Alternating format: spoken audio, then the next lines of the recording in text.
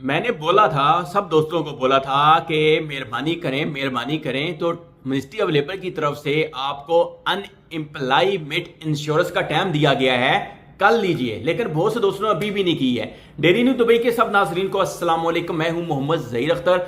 आज की एक बहुत बड़ी ब्रेकिंग न्यूज के साथ मेरे वो भाई दोस्त जो अभी तक भी उन्होंने सोच रहे हैं आज नहीं कल नहीं परसों करेंगे, तो बताता जाऊं, अगर आपने अभी तक अनएम्प्लॉयमेंट इंश्योरेंस नहीं किया है एक कंपनी में, आपने वीजा कैंसिल करवा लिया, अगली कंपनी में जा रहे हैं वीजा लगवाने के लिए, उस कंडीशन में भी नहीं लगेगा जब तक आपकी पिछली कंपनी में अनएम्प्लॉयमेंट इंश्योरेंस क्लियर नहीं होगी। खुदाया ऐसी गलतियां ना करें, अनएम्प्लॉयमेंट इंश्योरेंस अपनी लाजमी करवा लें। अभी आप पे 400 दिरहम का फैन ऑलरेडी आ चुका होगा, आप चेक करवा लें या खुद भी चेक कर सकते हैं ऑनलाइन जाके। मिनिस्ट्री ऑफ लेबर की वेबसाइट में अनएम्प्लॉयमेंट इंश्योरेंस की वेबसाइट है, उस पर भी जाके आप चेक कर सकते हैं।